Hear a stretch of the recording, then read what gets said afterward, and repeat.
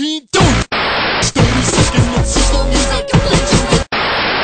She wrote all the pictures from the intro to the final. Rise and shine, Mr. Freeman. Rise and shine. Today I will be reviewing one of my personal favorites on the PS2 library and the PC library, Half-Life 1. No one is more deserving of a rest, and all the effort in the world would have gone to waste.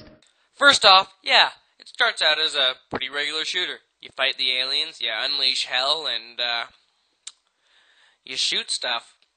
But the enemy designs and the setting of the game makes it one of my favorites. Apart from the AI, it's a really good game. Now, on to Gordon Freeman. One of my favorite heroes of all time. He looks like your everyday man. He's just the scientist who happened to unleash hell and happens to wear one of the best hazard suits I've ever seen, or best suits I've ever seen it's just really cool. He starts out with the crowbar, as most of the fans will know, and gets some pretty amazing weapons. Going from the Desert Eagle, one of the simpler weapons, one of the most powerful ones, and then to grenades, trip mines, seeker mine bugs, and such on. Now, one of my complaints about this game is how little it explains to you on stuff. Like, you're going through level, you're trying to figure out what to do, and you gotta basically search every nook and cranny for everything, and if you accidentally destroy a box you need to hop across to get up to the level, you're screwed and you have to restart. So it's a thinker. It's hard. And the AI as back in the time was really, really good, but it's annoying sometimes. Like, it's like, oh, I'll open a door for you, or oh, I'll open a door for you, or that's about it, along with shoot people. Like, you get the same guns, but somehow he does more damage with them. I don't know.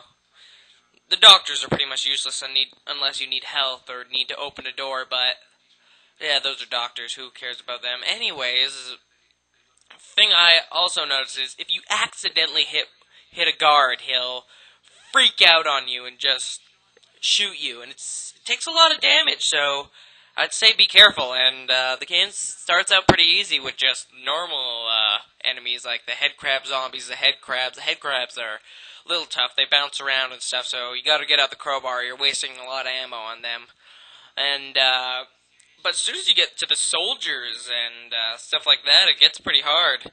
And the Vorgonaut guys, the one-eyed dudes who shoot lightning at you, they're pretty badass too. They take a lot of damage, and usually if you got a full hazard suit energy, as you can see on the bottom of the screen there, the little hazard suit energy, it takes health with it. But it's yeah. I do apologize for what must seem to you an arbitrary imposition. Now on to G-Man. He's one of my favorite characters. You know so little about him, and he just seems so cool, but in the first game, he hardly shows up at all until the end, and, the graphics on him aren't too good, But still, the mystery of G-Man is really what a lot of people like about Half-Life. I mean, that's why I named my productions G-Man Theory. I don't really have a theory on him, but I've heard so many, and some of them range from stupid to almost believable. I don't know what Valve's stance is on G-Man, but if I ever go to a con and see them there, I'll ask them, but they've probably been asked this 1,000 times already, so I don't know. But all in all, I'd have to say Half-Life 1.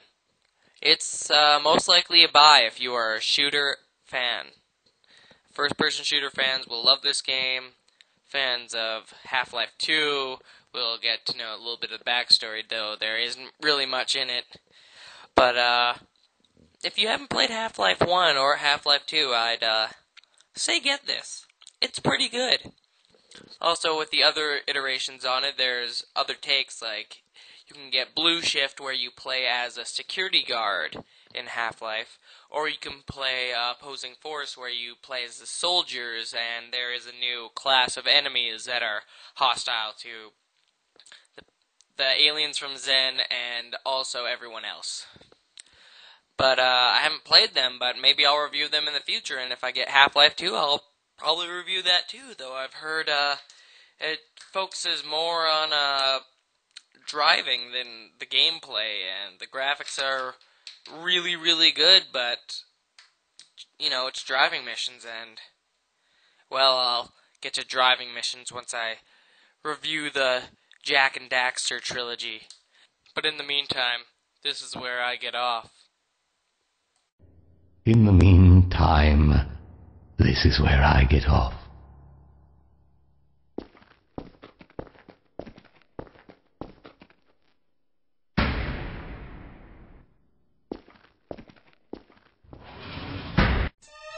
Is anybody even paying attention to me? Woo! Yeah! This sucks! Boy! Say goodbye to your kneecaps, chucklehead!